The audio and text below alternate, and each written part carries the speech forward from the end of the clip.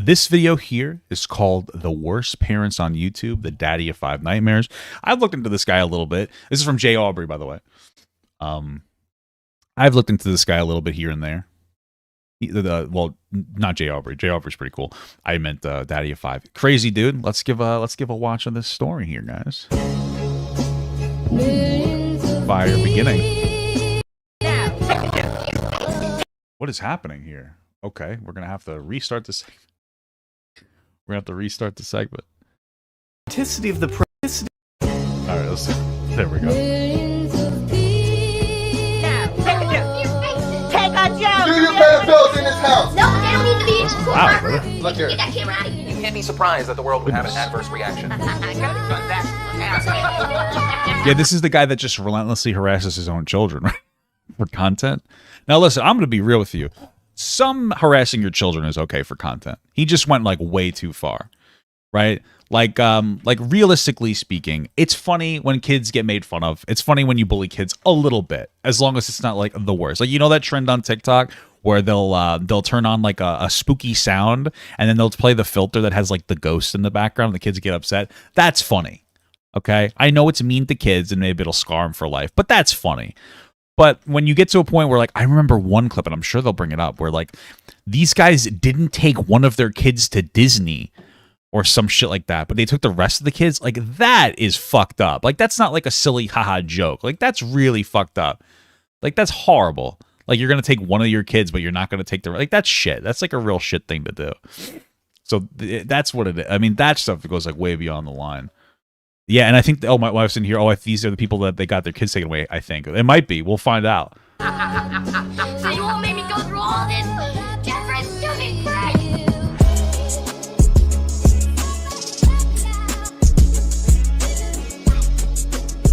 Like, me personally, like, if I had, like, multiple kids, and I maybe I would make fun of one of them by being like, you're not coming with us, we're going without you, and then they get upset and they would cry and they would laugh. I would laugh, but then I'd be like, no, I'm just kidding. But I wouldn't do it to just one kid. I would tell all my kids, we're leaving you here and we're going to Disney without you. And then they would cry and get upset and I would laugh. And then, you know what I mean? And then I would laugh, but then I'd be like, I'm just kidding. Like, well, I might actually go to Disney without my kids if I had them over my wife. Well, anyway, we're getting too deep into this. You understand my point. A banger of a song, bro. I gotta applaud my life. One of the longest running, most coveted content styles YouTube has to offer is the art of the prank. Prank videos have both exemplified quality entertainment and warmed the hearts of millions since the days of Roman Atwood, Vitaly, They said I'm going to jail. and FouseyTube. If you thought you heard sarcasm in my voice just now, it's because you did. I don't really like these people. But that's not to Bro, dismiss... prank channels are weird because there are some pranks that are like cool, but like some of these pranks go over the line, especially the current trend of pranking is like, hey guys, let's go to like a place of business and harass minimum wage workers. And it's like, come on, bro. Like that's just shitty. Like, that's just a shitty thing to do. I don't like that. As like the thing to do is like, let's fucking bully the shit out of people. Out of fucking these minimum wage workers and like just really go after them. It's like, come on, bro. These people, they already got enough to deal with.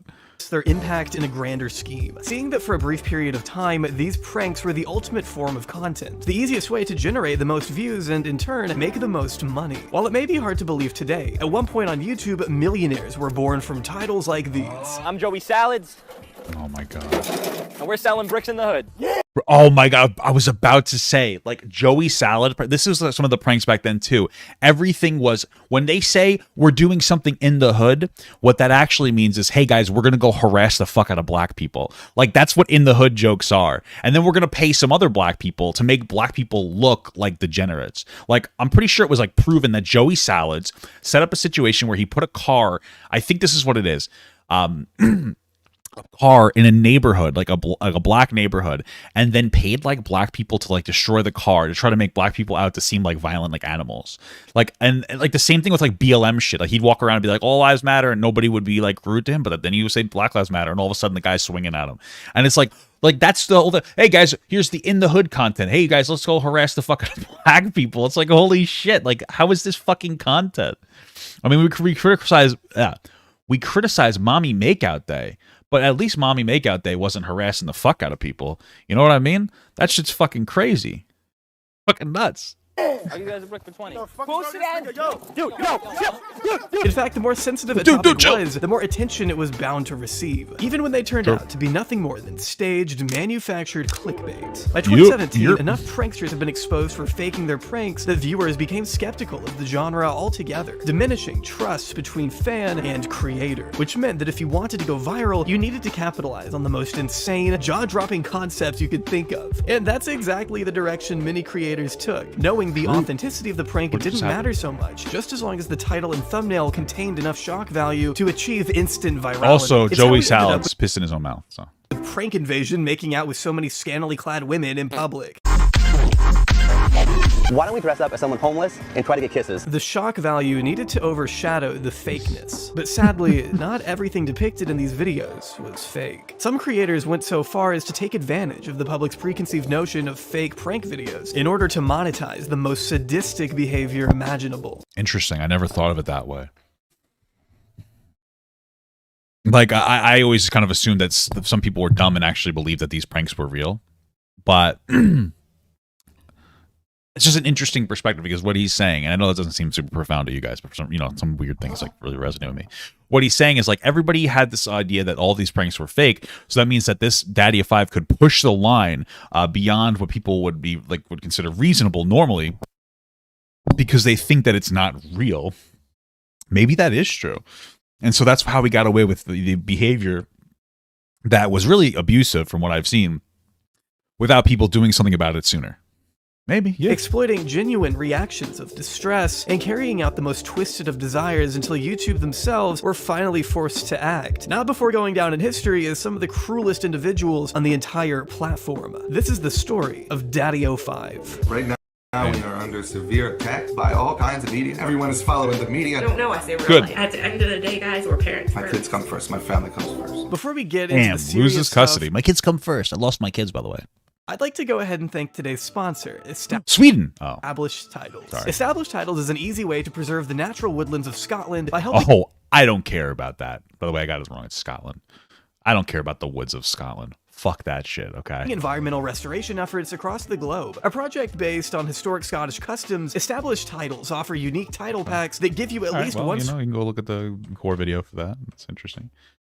10% off for an Established Titles, helping out and making this Established Titles. Can you sit still? No, they are not adopted. This question's for the kids. Are your parents abusive? No, they aren't. No. Of course they're not going to say that because they're kids and they probably don't even know what it means to be abused. That's one of the reasons why it's so easy to abuse kids is because they don't understand what abuse is. I'm being 100% serious. Like, they don't understand what's happening. That's the fucked up part about, like, a lot of kids will... Bro, this is fucked up. There are kids who will just be molested for, like, their whole fucking, child lives, and they won't even realize that that's not wrong until they get older. Like, they might realize that it's part of it's wrong, but, like, that's your kid is born and then you're teaching him about the world. That's how fucked up this shit is. That's why it's so fucked up to take advantage of kids. It's so fucked up to take advantage of anybody, but like, you understand? What inspired you to do YouTube? And my kids inspired me to do YouTube. They all wanted YouTube channels, so I made a YouTube channel. If you had a pulse in 2017, there's a good chance you're already familiar with the DaddyOFive situation. DaddyOFive. A family channel with 150 million views and a sub count in the 6 figures that was rightfully DaddyOFive. terminated after accusation. How many views do I have on my channel? Of parents Mike and Heather Martin abusing their 5 children under the guise of fake prank videos. An international story that culminated with criminal charges and 2 of their 5 kids being removed from the home. What you may not know, however, is that the ringleader of this entire disaster is still on YouTube. I have 23 million views. Wow, that's cool, right? Let's see leftovers. That's how many views the leftovers channel has. 2.7, so about 25, 26 million views for Papa God. It's not too bad. Not too bad. It's pretty cool. It's a lot of videos, not a lot of virality, but that's okay. Hey, views are views. Am I right, brother? a pretty decent sub count, and a modest but consistent viewership to his name. In short, DaddyOFive never left. Born on December 17th, 1982, Mike Martin experienced a rocky adolescence. Growing up in Baltimore City, he was in and out of institutions all throughout middle and high school, before fully dropping out in the 10th grade, according to his second wife. But even before that, when Mike was only a few years old, his adoptive mother, Audrey Martin, married a man named Chris Britton, giving him and his sister a stepbrother by the name of James, who later testified in an interview that growing up, he and Mike were inseparable, describing Mike as a creative child, having a passion for drawing and making up games to play with his stepbrother. According to James, Mike was always going to be in the limelight, just maybe not in the way anyone had hoped. I wonder if there's more there to this guy's like childhood, because like oftentimes abusive parents are the product of abusive parents, you know?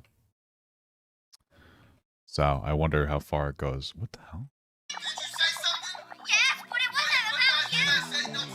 I will not argue 25 times. Much of the cruel disciplinary tactics that were later used by Mike on his children were first used on him by Audrey, who was described as an aggressive sort of person who tended to be excessive when it came to punishment, making Mike write sentences over and over when he stepped out of line, exactly what he made his kids do on camera 30 years later. Not just as a punishment for them, but also for the sick entertainment of his deranged fans. But let's pace ourselves. I want to take time to fully understand the type of people we're dealing with here and chart approximately where things started to go wrong. According to the same interview James had with journalist Nick Monroe, James emphasized the difficulty Mike had in coping with personal issues, always being quick to blame others for his own wrongdoings, unable to take accountability himself. As reported by Monroe, if the school system probably what his fucking parents did to him.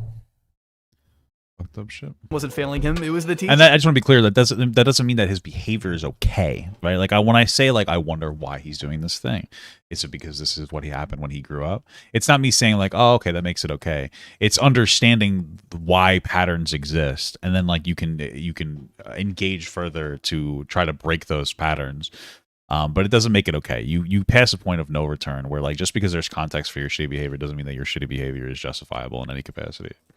Or the students for something as minute as being too loud. But one of the biggest tragedies of Mike's childhood came when Audrey passed of an aneurysm in her mid-30s. Yeah. This took a massive toll on Mike, who was still very young at the time, struggling to cope with her loss as his stepfather Chris was driven to sell the house and send Mike away to live with grandparents. Meanwhile, his sister Courtney went to go stay with their uncles. Mike was fully isolated, away from Courtney and his stepbrother James, who did attempt to reconnect with Mike later in life, but was met with contempt, refusing to speak with James and his wife Laura for unknown reasons. Much of Mike's life past this point is oh, wait, so his like best friend, like stepbrother or whatever, no longer wants to associate with him. That's a red flag. Okay, I wonder fairly unknown, as James didn't see or hear from him again. That is until he spotted his kids watching a YouTube video decades it's down Boogie. The road. I think that the kids in this situation probably. Hey guys, it's me, Boogie. Can you please give me money?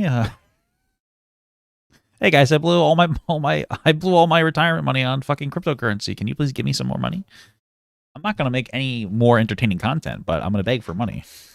I'm sorry, I'm not trying to be a fucking asshole. It's just like Jesus Christ, bro. We are not living an ideal life. This is just the world's reaction to seeing children in distress, little defenseless children. Now, the specific video that ends up getting brought. You don't know those children. They might be mass murderers. They're not defenseless. I'm just kidding, obviously.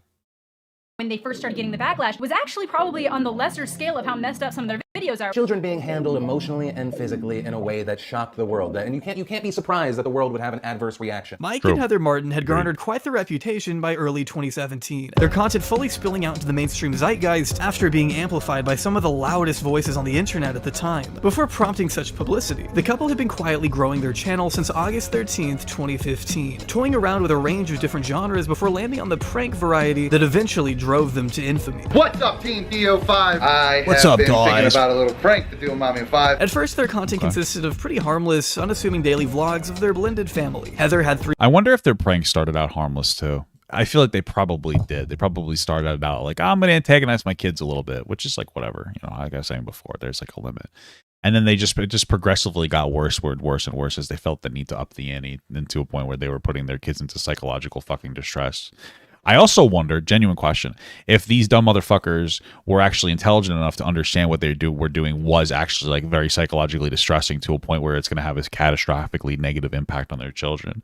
It doesn't make it okay if they didn't realize it. I just wonder if they actually did realize and understand how bad parents that they were, like, actively. I wonder if they're like, yeah, this is really gonna fuck our kid up, but hey, fuck it for money, you know what I mean?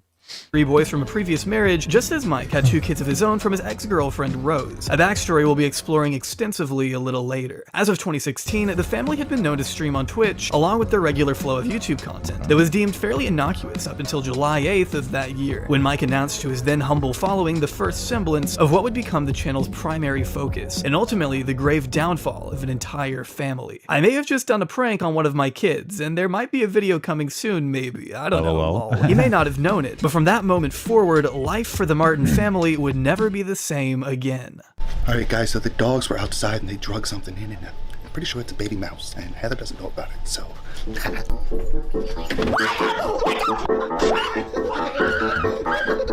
having fun. Relax! After the first taste of these new family-themed prank videos, the DaddyOFive fanbase was hungry for more. Even when Mike teased the idea of going back to regular vlogs, fans clearly favored the pranking, undoubtedly having to do with how favored the genre was at the time. Pranks had never been more prevalent on YouTube than fall of 2016. This was after Joey Salads and Fousey had firmly established themselves as huge personalities, and just around the time commentary channels like H3 began pushing back against them. Some videos even breaking 100 million views. The potential to go viral and cash out was massive, and Mike was just one of the many budding channels eager to How do I prank my wife with something? Let me prank my own wife, see how much money I can make. Hey, we're getting divorced. Prank. Just kidding. See how long I can commit. 5 years? No, I would never do that. That'd make me sad. Capitalized on such a growing trend. But what made him stand out was that he used his family as the vehicle for content. Combining the personality and vulnerability of family vlogs with the brazen marketing of prank videos made for a highly appealing final product in the eyes of hundreds of thousands. Before long, viewers began to see titles like Kid Spazzes Out, Kid Gets a Whooping, Kid Has a Mental Breakdown, Psycho Wife Pulls Knife on Husband, and Dad Punches Kid in the Face. All extremely deliberate phrasing meant to appeal to the lowest common denominator. And yeah, that's how a lot of these clickbait titles work. They're like supposed to be fucking insane. Usually they don't actually do the thing that's you know, clickbaited for, but you know, sometimes they will. In doing so, DaddyOFive had never seen such impressive views. The more shocking a title was, the better. Piggybacking off the success of freak-out videos popularized by McJuggernuggets and Kid Behind the Camera, DaddyOFive existed in a similar space, with videos like Kid Blows Up on Dad and Dad Destroys Kid's Xbox One. Instead of doing classwork, you were playing games? Really? Really? You want to play games, Cody? No. Want to play games? Let's play games, Cody! Let's play games! It's obvious Mike knew exactly what audiences would respond to most. That's horrible. So he, oh my God. Jesus. So like, that's so sad. Listen, okay. So here's the thing. Let's say you were a prank channel and you were like, oh, it would, because it would be a funny prank to destroy your kid's Xbox One. That's a funny, I mean, like, let's reasonably speak, it could be a funny prank. But just like the aggression, the screaming, like the berating the kid for doing bad in school, that's the part where it's like really bad. Like, let's say I was going to do the prank. I would be like, I would go in there and be like, you've been doing bad at school. And I'd go, oh, no, blah, blah. And I'd be like, I'm taking your Xbox. And I probably wouldn't even break it in front of them. I'd probably just take it away from them. And then maybe, I don't know. And if I was going to break it, maybe I would like throw it out a window or something. Not something super aggressive that like normalizes massively aggressive shit. And then almost immediately after, I'm like, I'm just kidding. I got you like a new Xbox One or something. Either way, I don't think that you should really be breaking the Xbox though. Maybe I would pretend to take it away. But that's fucking hard. That was insane, bro. That was crazy. Maybe I fart on it. Maybe I would just grab it and fart on the Xbox, you know? Or maybe I would just do farting on my kid prank. And I would, ooh, that was a nice one. Sorry, guys. I'm trying not to burp as much. And then I would fart on my kid and then make them cry. It probably would make them cry because my farts smell like fucking shit. And plus, I'm getting older now, and sometimes when I fart, like, you know, sometimes an accident, you know, like, sometimes you get a little spritz. Sometimes a little cologne comes out. You know what I'm saying? Videos ranging from innocent Yeah, exploding you can't drag these fucking pranks on. Yeah, that's when it just becomes fucking abuse, bro. To Jake beats up Ryan, or any given combination of violent buzzwords and scenarios that would give the channel more attention. But it wasn't necessarily the clickbait on its own that gave DaddyOFive their reputation. Instead, it was really what you saw once you clicked. Yeah? You got a problem with that, Ryan? That one wasn't too bad. It was scary though. That scared me a little bit. You got a problem with that, Ryan? You got a problem with that, Ryan? Living in the Martin Okay, that kid, I don't know what's going on in that video, but that kid looks like super upset. Like, is he screaming at his kid until he stops? Like, what the fuck? That, or until he like has this reaction? Like, that's like way too long. Like, you're gonna have like a lasting impact. That's fucking crazy. household was a hell I can only begin to imagine. Knowing your cloud-obsessed father was hanging around the corner just waiting for the next opportunity to strike and capture your reaction on camera for an epic YouTube video is something you or I will luckily never have to experience. I guess I never really thought about that. These kids probably like were in constant fear that like something was gonna happen. Like, and like it's so insane what's happening. It's like crazy. They're probably fucking legitimately like just every day getting beaten down by their fucking parent, harassing and abusing the shit out of them. That's fucking horrible. Whether it was dumping water on his kids' heads as they came home from school. See, that one's kind of funny by itself. Waking them up with a megaphone. But it just seems like they're so exhausted by constantly like they're at boot camp. Jake is trying to wake up! Or letting your kid ambush your other kid by pouring spoiled milk into the tub while he showered. See, like the spoiled milk one's not so bad. That one's like a little silly. That fucking waking him up like a drill sergeant, though, I feel like a lot. Jesus Christ. By themselves, they're not so bad, but like collective, it's like, Jesus, fuck. For these kids, here's my thing. Okay, I'm not pausing a lot, but if I was pranking my kid a little bit, and they started to get like legitimately upset in a long-term capacity where they're developing some sort of like fucking acute PTSD, I would be like, I gotta stop. You know what I mean? I think that's the problem, is that they never acknowledged and stopped. Life seemed to be almost impossibly out of reach. Any peaceful moment to themselves was disrupted by a camera. Mike looking to cause trouble any way he could, yelling curses every other word, even instigating fights between his own children for the sake of more clickbait. But this is what the DaddyOFive channel consisted of. In between Mike giving half-assed words of wisdom or something. Decided to give everybody a little message. Okay, what's that? A little bit of words of encouragement. Okay, what's that? Right now, when you feel like shit, yeah, and you feel like you just can't go on no more. If you feel like you can't go on no more, bully people weaker than you, and it'll make you feel better. That's what I'm assuming he's going to say, because that's what he was doing to his children. Just dead tired? Right now is when it matters the most. Oh, well, he didn't This say moment that, right now. I guess I was wrong. This is what separates the losers from the winners. See, in addition to being an unhinged maniac of a parent, Put it down! Mike was also a raging narcissist, always keeping himself at the forefront of the chaos, taking great pride in every My wife does like to smell my farts, yeah. milestone their channel hit. Sorry, I mean his channel. Oh my god, I feel like if I get up and go take a shower, I might miss it if I hit 100,000. While Mike emphasized his children and his it's like a small detail, but like I feel like by itself I would have normally been like, maybe you're overacting, but this guy's a scumbag. That's a problem too. It's not even like their channel. It's like, yeah, we might hit 100,000. It's like I might hit 100,000. Like, bro, like it's not even like showing a mutual ownership of the channel and giving your kids like the understanding that they're part of this fucking collective thing building together. Content, he was the one who reaped all the rewards, adamant about reaching 1 million subscribers and saving up enough ad revenue to one day purchase his dream car. And he didn't care how many tears were shed in the meantime.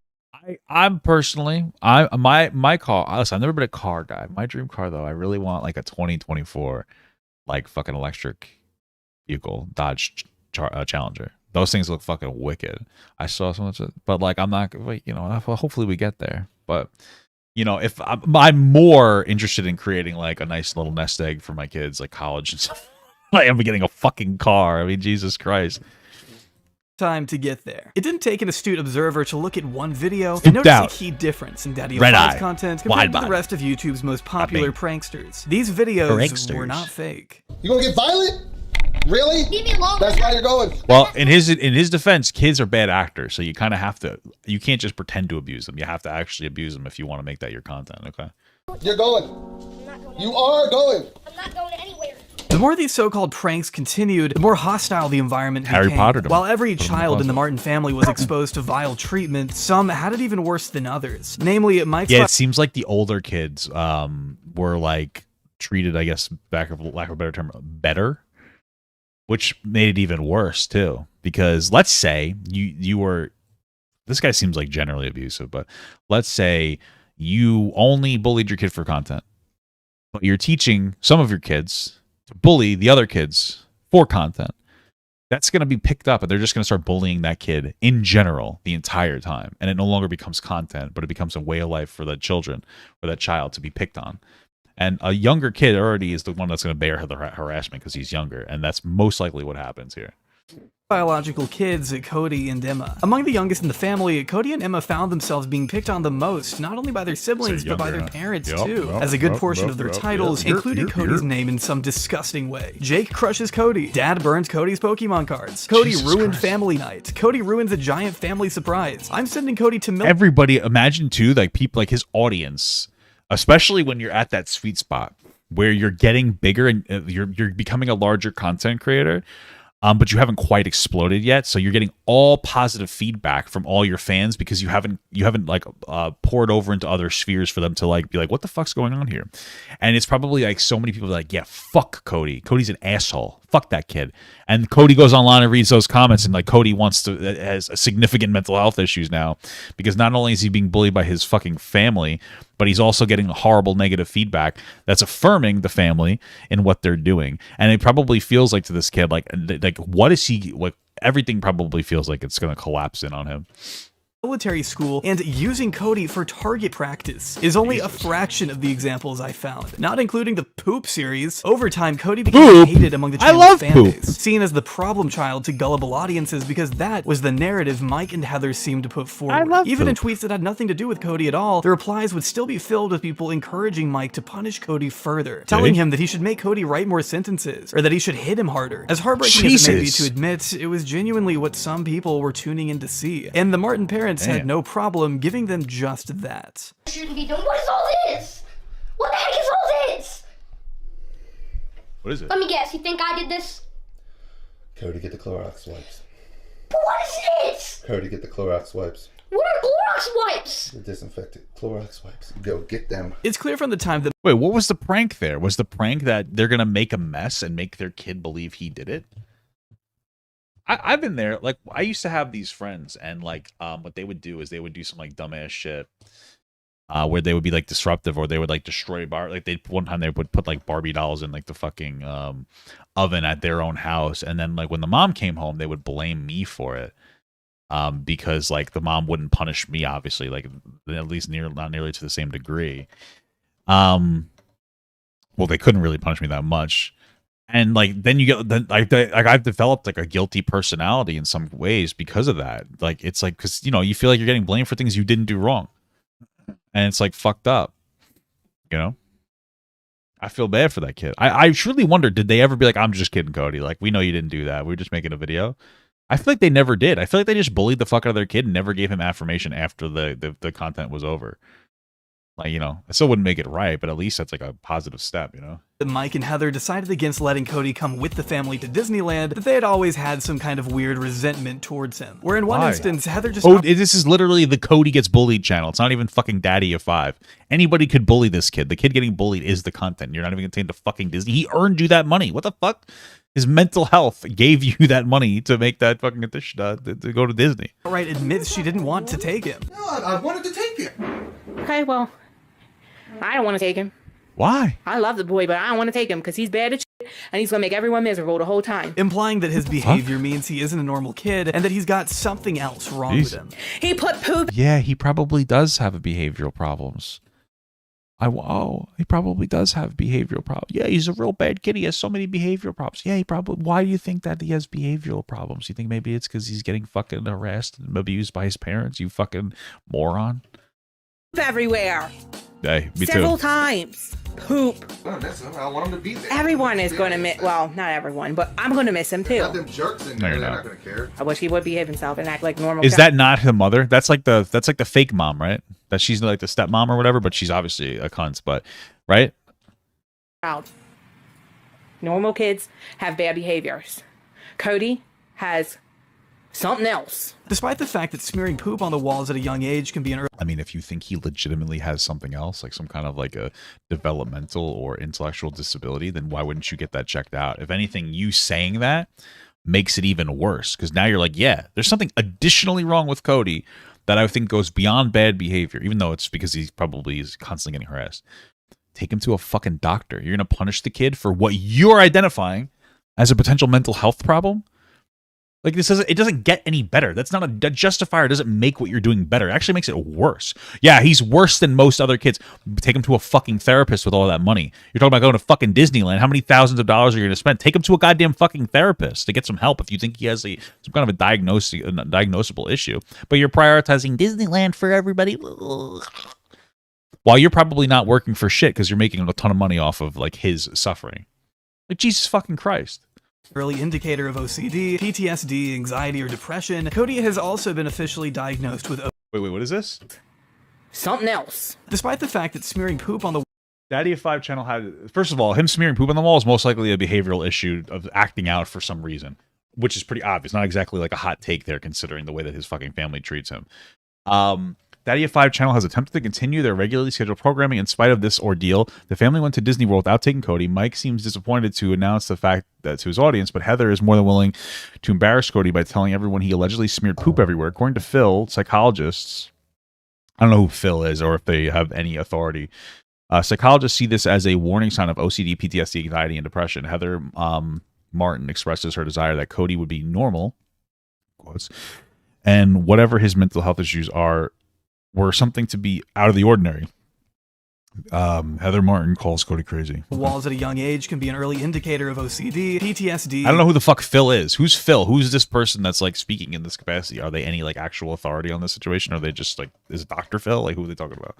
Anxiety or is Dr. Phil even a real doctor? I don't even know. Cody has also been officially diagnosed with ODD, otherwise known as Oppositional Defiant Disorder, which Mike and Heather would have to be aware of, according to his biological mother, Rose. But despite this, well, yeah, if he's officially fucking diagnosed, there's no way that they don't know about that. Okay, that's a big behavioral problem. I wonder what that means.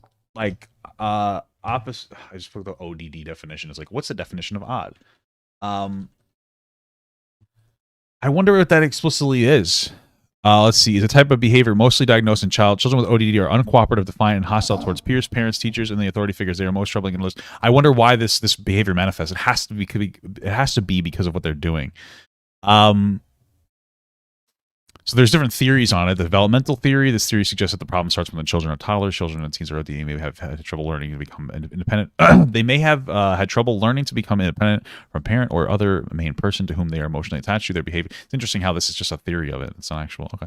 Learning theory. Theory suggests that negative symptoms of ODD are learned attitudes. They might mirror the effects of negative reinforcement methods used by parents and their yeah, there you go. That's what it is. It's probably the learning theory. I mean, both of these could probably be applied in different capacities. 100%. Jesus Christ.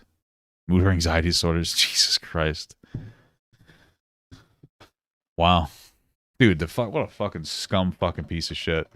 So my wife's in the chat and she says it's like the most difficult behavioral issue to support. That's what my wife's saying. My wife, by the way, is actually an authority on this because she's a behavioral specialist for those with intellectual and developmental disabilities. So this is like within the realm of her field of expertise.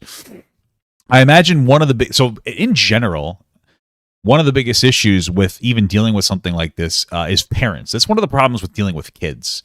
My wife and I were actually talking about having this conversation the other day about, she was like, oh, maybe I'd work with kids. And she's like, but the issue is that when you work with kids, you're working with the adults more. If you have to set like a particular standard or a particular treatment method, the parents have to be the ones that follow up and are actively very assertive about making sure that they follow through. And oftentimes, especially in this case of oppositional defiance disorder, the parents are the ones that seem to be causing the disorder. So getting them to provide the support needed for the child when they are literally the problem can be endlessly difficult to actually have done. You're mostly going to get opposition from treatment from the parents more than you are from the kids, or at least equally so. It's case by case. In this instance, 100% the parents. So you're not even going to be able to properly or accurately treat this fucking situation because the parents are the problem. It's so fucked up. This kid is completely fucked. And because the kids it's thank God they got their kids taken away from them. But in this instance, at least in this time period, the fact that they had custody of their kids is going to just ensure that they're never going to get the treatment that they need. Because there's really nothing you can do as like some kind of a behavioral specialist or somebody that's or some kind of mental health professional that's trying to deal with this situation. Nothing you could do if the parents aren't doing anything. You can't like force them to do anything unless they have their kids taken away, which thank God happened.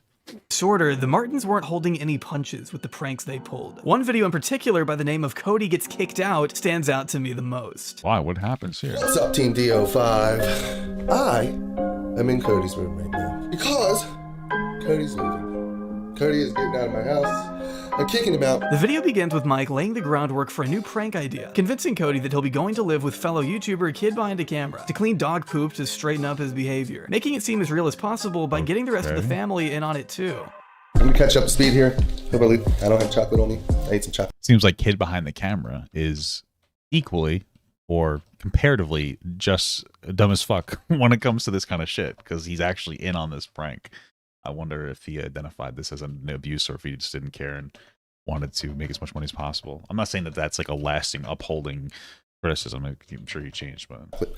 So, I told Ryan that Cody's out of here. How do you feel about that? I'm happy about that. We can kind of go places and not have him acting stupid. Sounds like pluses to me. No one wants... Ew, it's so gross, because they were talking before about how they didn't want to take their own fucking kid to Disney. So like then they're just encouraging their kids to like be like, yeah, the reason that we're not doing a thing is because Cody sucks. So we're gonna leave him here, or we're just not gonna go.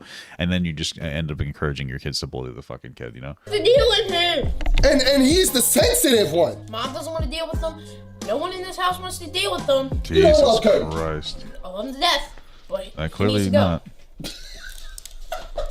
Oh my God. This is literally how the video opens up. A dad getting his kid to talk bad about his other kid. Mike then waits for Cody to get home from school before breaking the news right as he walks through the door. Cody refuses, and as per usual, a screaming match ensues. And I said go find some! You're going. When did you become the boss? Once Mike and Heather become more adamant that he will be moving out of the house, Cody retreats upstairs in search of a hiding place before accusing his parents of not loving him. And in his position, who can blame him? It's not even love. I just want to be clear. They don't love him. They pretend, they say that. They know what to say. They don't love him. You would never treat somebody like this if you loved them. It's like a toxic girlfriend being like, I love you, but then treating you like abysmal dog shit, or a toxic boyfriend. Because they don't love you. They say that they love you, but they really love their ability to raise their self-esteem by lowering yours, because that's what bullying is. Bullying is just like it's basically just absorbing somebody else's self-esteem. That's why, you know, I know that we all love to, you know, jerk off like all the movies that are like, yeah, those bullies, they're actually just going to end up worse off for being bullied. Karma will get them. No, it won't. Statistically speaking, bullies tend to outperform the people who are bullied, because it will just like desecrate or massacre somebody's self-esteem. And that's all this is. It's just like removing someone else, your own child's self-esteem. You're literally removing your own child's self-esteem. Make yourself feel better and to get money. I mean, it's fucked up. I do. I don't. Gotta get you help. If you love me, you wouldn't leave me. You got serious problems. I'm not leaving you. In a dispute that seems to last the rest of the evening, Mike and Heather help pack his things before meeting him at the bottom of the stairs, where Cody begins throwing clothes at his dad. Makes sense. Now!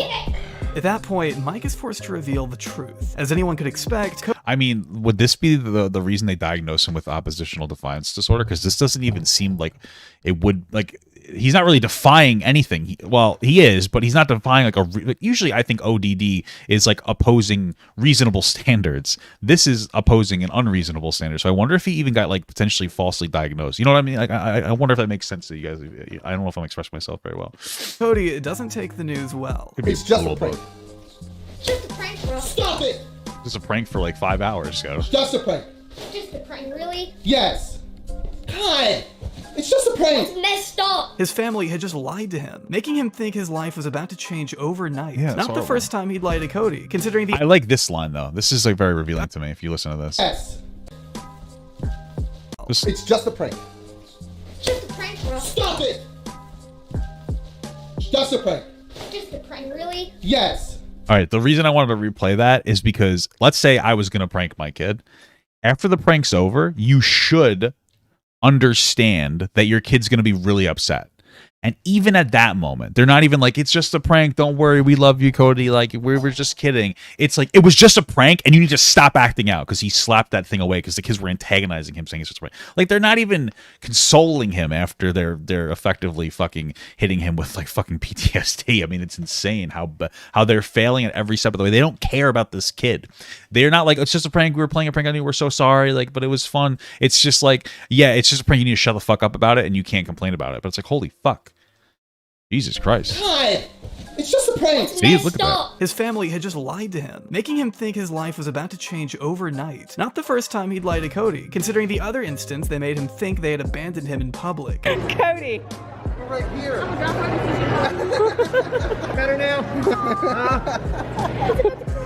Craig. We saw you looking for us. We hid on purpose. Or at the other time, He's he not convinced safe Cody anywhere. he was being put Jesus. up for adoption. You're leaving. I don't care, I'm not leaving. You are. But none of those videos received as much scrutiny as the widely shared Invisible Ink prank posted in April of 2017. Parents who sprayed disappearing ink on their 9-year-old's son's floor and blamed him defending the video. Wait, what? Blame him defending the video's prank that left him sobbing hysterically. Gee, so when I heard Invisible Ink prank, my innocent mind went to those people who on TikTok, you ever seen on TikTok?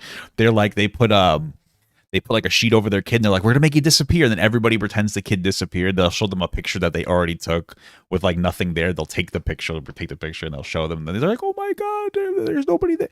That's what I thought. The innocent little fun prank. So this is them dumping ink on the floor and then fucking gaslighting him into thinking that he did it wrong. Is that what this is?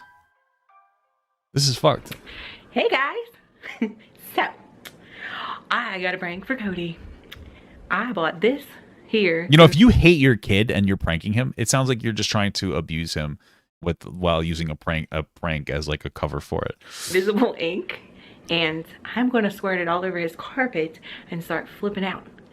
What a Because prank. remember before, guys, you've seen our videos, you know, he got ink all over our carpet and we actually had to pay someone to come clean it. Okay, and So we're going to make him think that he did.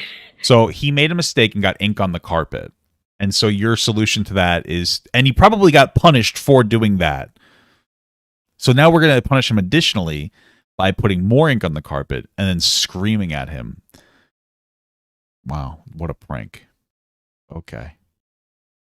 Wow, incredible. That he did it again. Opening with Heather smearing some kind of ink all over the carpet, the so-called prank takes a dark shift when Cody enters the room and she and Mike proceed to berate him for making a mess, blaming the child for something we all know he didn't do. Making for such a difficult watch, I'm not sure how much footage I can even show here. What did you do? The hell is that? I didn't do that! Tell me what you did. I swear to God, I didn't do that! Mike and Heather's faces go completely red trying to get a confession out of their son, who cries and cowers in fear, not even understanding what it is he's being accused of. In a Jesus. particularly uncomfortable moment, Alex comes to his stepbrother's defense, to which Mike and Heather respond by attacking him too. The rest of the kids stand Damn. by, unsure of how to react or what they can do to help. All they can do is It's it because I'm sure he's not going to put that much of this video in there because this seems really fucked up. But watch damn, in horror as their parents I viciously want to see more. But like, then like, how much can you really show? wear Cody down to a breaking point. And like, they're even berating the people coming to his defense too, which is going to decentivize them from defending him in the future. Before finally revealing it all to be a big, wacky prank. Invisible ink, it dries and comes out. It's already drying up. They try to play it off as a joke in the outro of the video, but it's too late. Within days, the video made the rounds on YouTube, being rightfully chastised for Well, it was a joke. That's Steve. exhibiting Oh, damn. It was a prank. It was a joke. That's the problem, though, is that we have this idea. It's like he said, they're trying to play it off at the end as just a prank or just a joke, but it's already. This is the problem with sometimes when people talk about pranks or jokes, that somehow it makes people think that like they're free from criticism, but people use jokes and pranks all the time, or jokes as excuses to do shitty things, and they'll even use them as reinforce. Like usually you'll use criticism or jokes as a way to like reinforce an idea that you believe, but they're just using it to deflect criticism. That was fucked up. They were screaming at them. It's one thing to do it, and they're like, oh, "What did you do? You got this on the floor?" And they're like, "No, I didn't do it." It's like, "Oh, well, you know, this is, you know what I mean?" They're screaming at this motherfucker. Jesus Christ. clear-cut child abuse in the eyes of some. DaddyOFive addressed the haters in a video response shortly after, where Mike downplays the prank and blames viewers for not seeing the humor in it. Apparently it's upsetting a lot of people. This video, I mean, It's just a prank, bro. Pretty much sums it up. a lot of people don't see the humor in it. Yeah, it's not funny. No! Well, I don't even know what that word means, but yes. No. But as expected, this was well, the child that's constantly being harassed and berated his entire life and thinks that this is normal is saying that he wasn't traumatized. So of course, I mean, it must have been just perfectly fine. Anyone. The kids in the video were visibly shaken, audiences were outraged, and Cody and Emma's biological mother wouldn't stand for any of it. I have a real question. This is a big, forgive me for asking this question. Truly forgive me. Why did the dad have custody in the first place? I'm not trying to be rude. It's just like normally the mother gets custody of their children. It's usually easier for women to get custody of their children over men. And, you know, that's a conversation about like potential men's issues, but also like it kind of makes sense to me, I guess. Anyway, why didn't the mom have the kids? Like, did she do something, or did she maybe just feel like he had better infrastructure to raise the kids? I'm kind of just wondering why the mother had the kid. The mother didn't have the kids. Just wondering. In August, we had a mutual friend contact us about some YouTube videos, and we tried to get some help. Rose Hall has spoken at great length about the trauma brought on by discovering her 2 kids being effectively abused by her ex-partner. When the DaddyOFive channel was brought to her attention... I mean, he just looks like a Kyle that would abuse kids, let's be honest here, guys. In August of 2016, she and her sister Crystal Reynolds tried seeking help by immediately contacting the authorities in her state of North Carolina, who found the footage to be alarming. But when it was passed along to Maryland, where Mike and Heather reside, the Baltimore police at the time declared it corporal punishment, therefore refusing to take any action. Wait, what is that? Police at the time declared it corporal punishment. A corporal punishment is a physical punishment is a punishment which is intended to cause physical pain to a person when it is inflicted on minors, especially in the home of schools. And its methods may include spanking or paddling. When inflicted on adults, it may be inflicted on prisoners. What does that mean? Are they saying that it's like just justifiable punishment? Like, is that what they're saying? Like, that's like, oh, it's just them punishing their kids and it's not actually abusive? Is that what they're trying to, like, the police were trying to say? Therefore refusing to take any action. The state that they that definition didn't exactly help me understand the context of this. Now decided that it's considered corporal punishment to verbally and physically and mentally abuse your children. Rose's hands were tied, unable to do anything but binge the DaddyOFive channel and keep tabs on every new upload. For many months, she was utterly powerless. But how did Personally, I would just stab the father to death. And they'd be better off in the system than they are, which is saying something because the system is brutal. Better off in the system. Honestly, because what a fucking scumbag. Kids even leave her care in the first place. Cody was no longer with us. Not even 2 years after that, they got Emma. It's important to note that while the mother of his children, Rose Hall has never actually been married to Mike Martin. Though it's been reported the two met in 2004 after... I just really wonder why she didn't get custody of the kids. I do. I really wonder She moved to why. Maryland. Mike's alleged... Sounds like these kids were fucked from the start. I'm not trying to be an asshole, but like, because obviously what this guy's doing is horrible, but it sounds like they didn't have a good mother or father. I'm not trying to be mean. I'm just saying the mother's probably better comparatively, though. Must be better, and hopefully better. Demeanor didn't start to change until the birth of Emma in 2005. She has custody now. I just wonder what it is. Maybe I'm being too judgmental. Was noting a difference in the way he treated them leading up to when they had Cody in May of 2007. It's also been alleged that Mike began speaking with his next partner, Amy, around 2008, expressing dissatisfaction in his current relationship, according to her, finally leaving Rose on her own with the kids in August 2008. As Rose's sister, Crystal, stated, Mike left back in 2008 when Cody was 1 and Emma was almost 3. My sister took care of those kids by herself, with no money or help from him for almost 7 years. By 2014, though, Rose reached back out to her estranged partner, trying to seek help with Cody's ODD. 3 years ago, she contacted...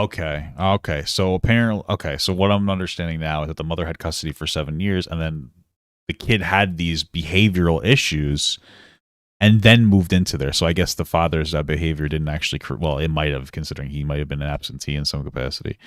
Okay, so wait, they basically got custody of the kid, understanding that he has a particular like mental health struggle, but it seems like there was an issue with the kid when he was born, where like fucking scumbag of 5 didn't want to have the kid. So wait, is this like was this like some kind of a hatred for the kid from birth?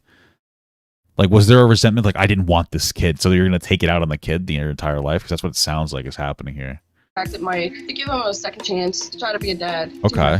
2011, excuse me. More than 3 years ago. And because he was gone for several years. With Cody struggling at her house, she thought maybe a quick summer trip to his dad's place would serve as a nice change of pace. Little did she know of what Mike and Heather would do next. She actually contacted him 3 years ago, try to get some help because Cody was ODD, asked if he could go and visit for the summer to try to, see if the change of environment would kind of help him out. It's possible Mike took this gesture as an... So then how did he get full custody of the kids? Or didn't he get all of them? Sorry, I'm learning.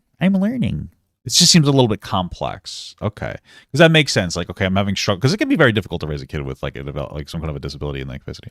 So it's like, oh, maybe a change of scenery will help the kid. That's totally possible. But it seemed to happen more permanently. That they just feel like that was a better environment for the kid. The change of pace was like a little easier, more structured. It could make sense. Indicator that Rose was unfit to take care of him with his condition. But as writer Nick Monroe pointed out, it's important to note there's a distinction between a child's behaviors being difficult to deal with and being deemed incapable of handling a child altogether. In fact, according to Rose, one of the reasons she wanted Cody in Maryland at the time was so he could access better medical care. As of today, I have yet to see any potential sign that Rose would be unfit to look after Cody and Emma. But I've seen plenty of signs that would show Mike and Heather to be some of the worst caregivers for any child. One of the more serious allegations. So some people are saying, and I can't confirm this, but I'm going to say it for context, is that apparently once he got the kids, he used mother's bipolar as an excuse to get full custody of the kids. Okay, interesting. I wouldn't doubt that. I would certainly stay in line with his, excuse me, I'm just having like a little congestion, his negative interpretations on mental health.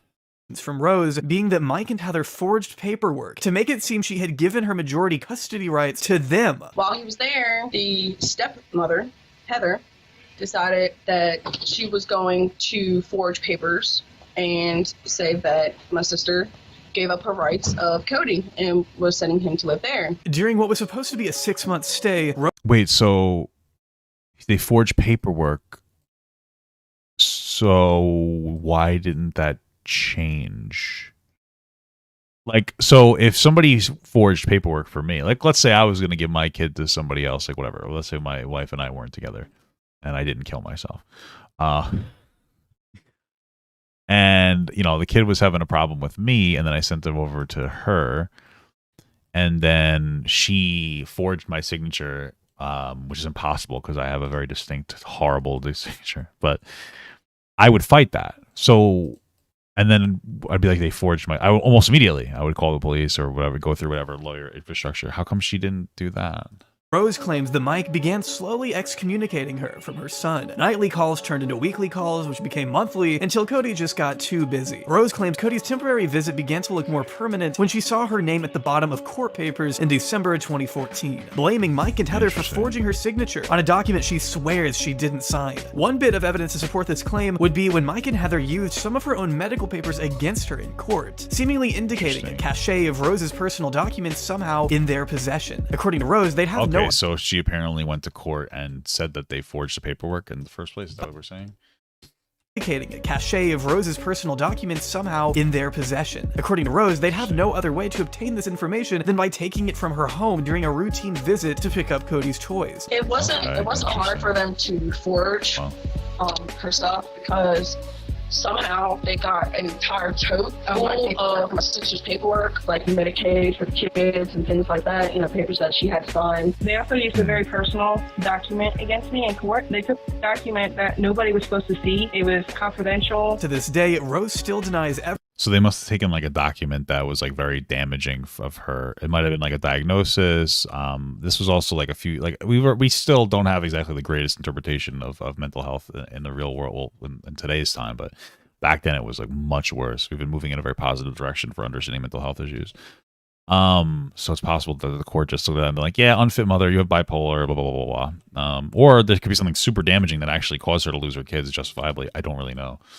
Ever signing Cody's rights over to the Martins. While Heather has continued to maintain their innocence, she and Rose supposedly exchanged these series of emails over the next few months, with Heather reportedly taunting Rose with things like, yes, you are his mother, but I am his mom, and yes, he does think of me as his mom, claiming that he refers to Rose as his stepmom, according to documents obtained by Nick Monroe. Reportedly texting Rose at one point, you're not even a fraction of the woman and mother I am. Throughout this entire debacle, we see transcripts of Rose talking about how afraid Emma was that they'd come and take her next. Both Rose and Emma lived in fear of what Mike and Heather might do next, a dread exacerbated by Mike's alleged intimidation tactics around this time. With this police report...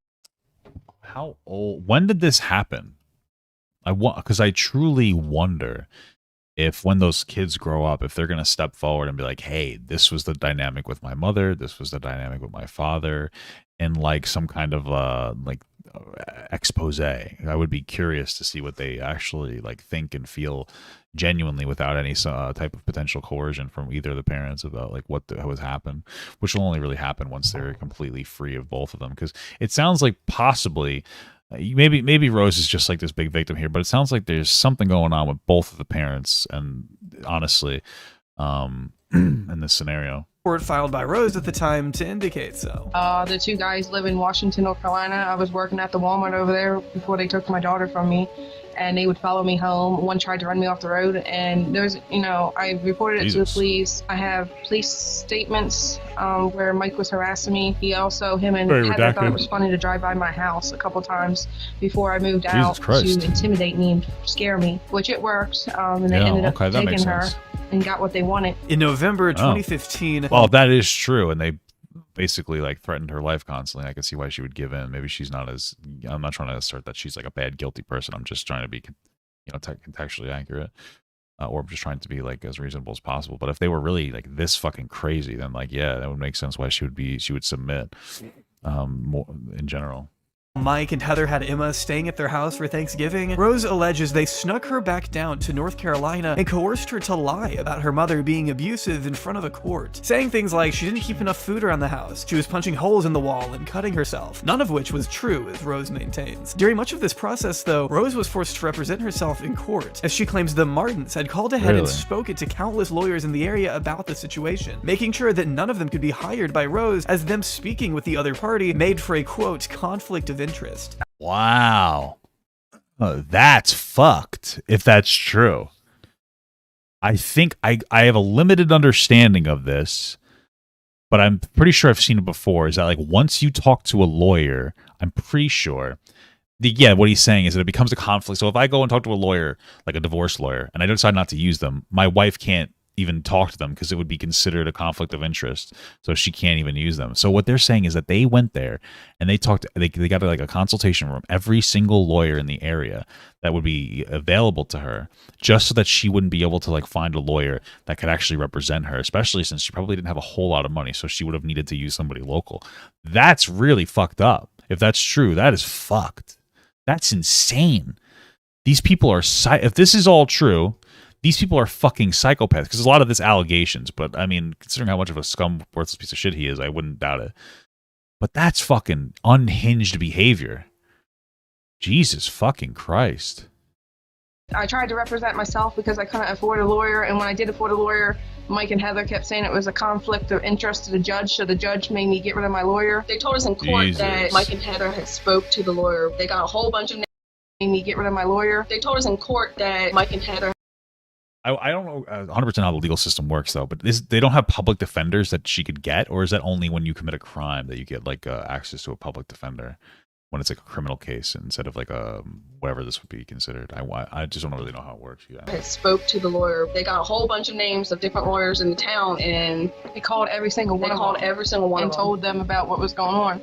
And when I called to talk to that lawyer, they said they couldn't. It was a conflict of interest that they already talked to the other party. They wouldn't even hear any of my evidence. They took Emma away without doing a proper investigation. In the end, the judges sided against her, and on December 1st, 2015, Emma was removed from Rose's home by police force, giving Mike and Heather custody that Thanksgiving break. In the span of under 2 years, Rose contends that Mike and Heather manipulated their way into obtaining custody of Cody and Emma, leaving her defenseless by the time their videos showed up on her radar. She says they lost weight under the Martins' care, and that the numerous psychologists and psychiatrics she spoke to all described the contents of DaddyOFive's videos as nothing less than abusive. With nothing left to do, she resorted to a GoFundMe in an effort to get her kids back on April 18th, 2017, which happened to coincide with the channel receiving widespread backlash, not without the help of Philip DeFranco.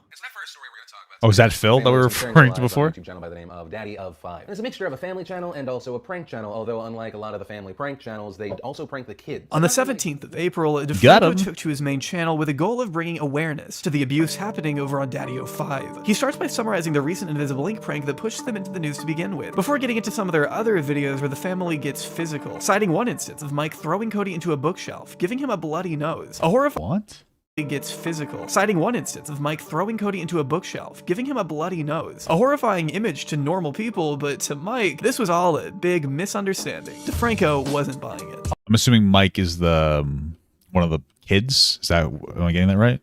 I'm very bad with names. I'm sorry. I know Cody. I know Cody and Emma. They're the victims here. Jesus Christ. Although the father's defense is that it wasn't actually blood, it was red ink, and his nose isn't bleeding, but that's a scab, which even if I gave him the benefit of doubt, you still pushed your kid face first into a shot. Oh, wait, no. Mike is the actual guy? Mike is DaddyOFive? Throwing his kid into a fucking bookshelf? The only reason I assumed it was the fucking kid is because I watched like the clip. It was censored. It looked like a kid throwing another kid. Is Mike the name of the actual guy? What the fuck? Uploads to speaking about the situation as it continued to gain steam outside of YouTube, That's bringing more clips Jesus to light Christ. and putting more eyes on the situation, causing DaddyOFive to make an appearance on Drama Alert, where they describe Cody as an actor, before releasing yet another non-apology appearance on Drama, in which they admit to faking their videos for the sake of entertainment. I don't care anymore. Videos are fake. They're fake. No, that's not true. They're over-exaggerated. Some videos are scripted. Some videos, I mean, they're just played out. They're the kids' ideas. We act them out. Hey, Dad, can you... The kid, there's no way that's acting. Hey, Dad, can you fucking emotionally berate me for 3 hours? Yeah, son, I could do it. It's going to hurt my feelings, though. Oh, it's okay, Dad. You're the victim. You're the victim. It must have been really hard for you to pretend to berate your child when they were begging you to do it for content, of course, you know, because that's the dynamic that you're pushing right now.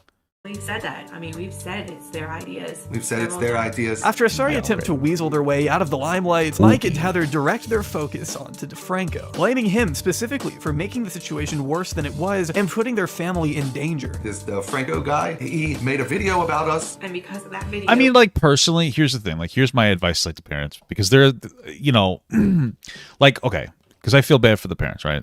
You know, they're the victims of this situation very clearly. And people are like looking at them, they're getting things wrong on purpose. It's the kid's idea. They are honestly the victims here.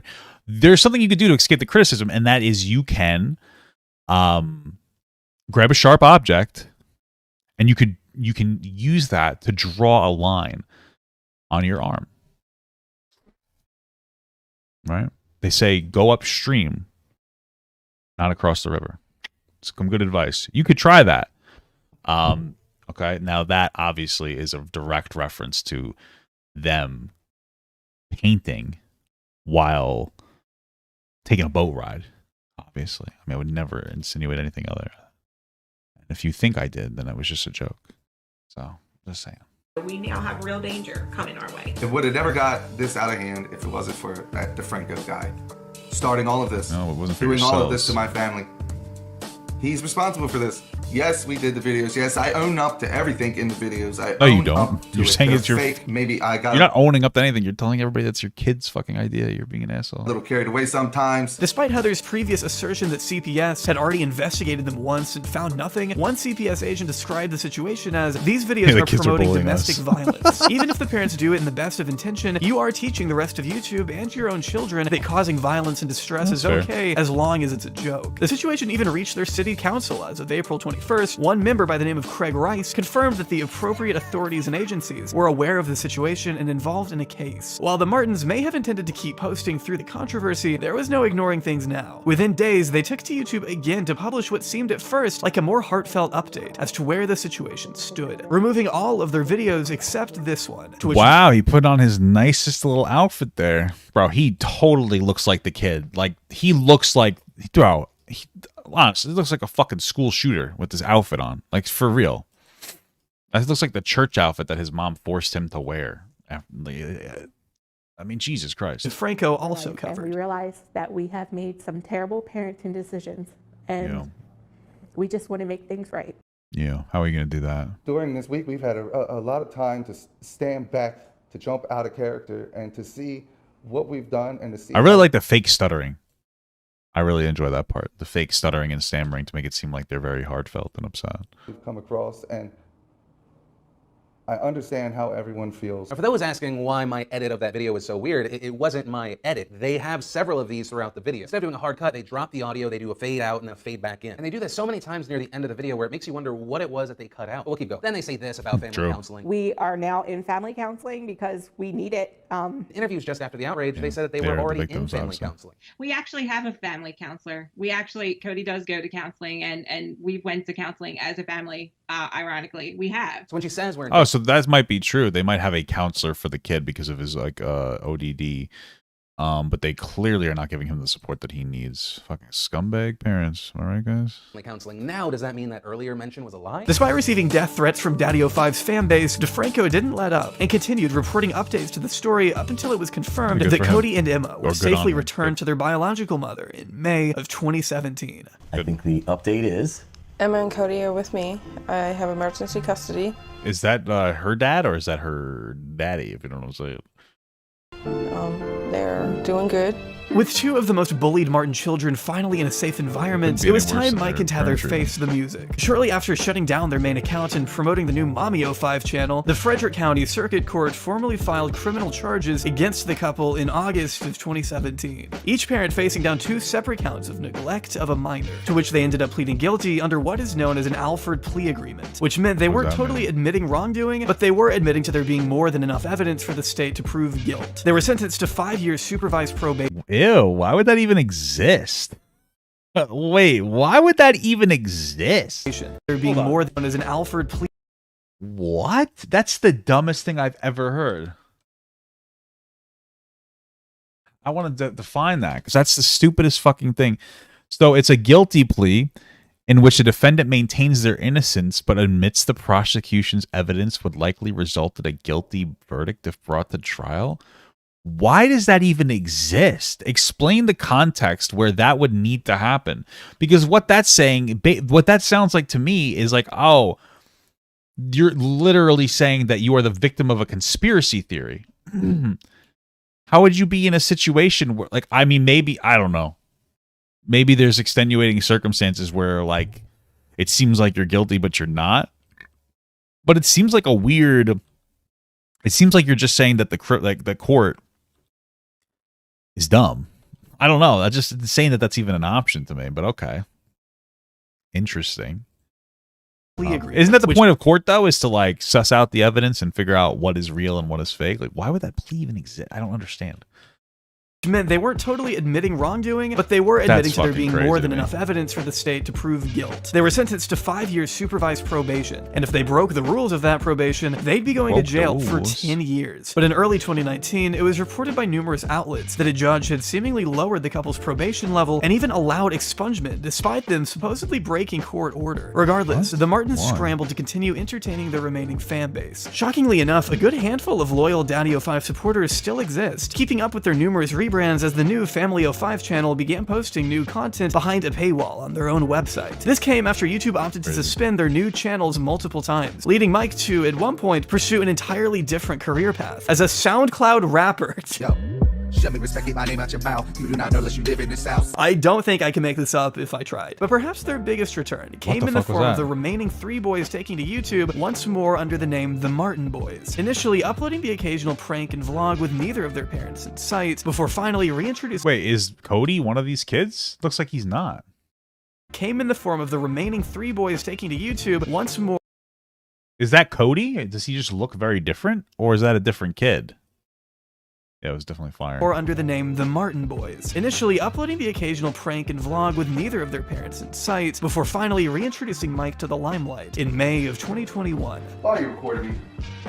I'm recording you because the fans want you to come back to YouTube. I'm giving the fans what they want from my videos. Over time, the channel seamlessly began featuring more Mike content, until he finally took over the channel himself, becoming the new focal point with their latest upload being just 6 hours prior Why would they let him back? to me writing this. The name changing to the Martin family, as it would appear Mike intends to stay in front of the camera. Okay, so somebody here, I don't know if you have, like, why, like, I don't know if you're, like, an authority on the law, but somebody said about the, whatever the fucking Alfred pleas for. It's supposed to be for small offenses where, like, some 20-year-old makes a mistake in the bar fight or whatever, so they don't have a record.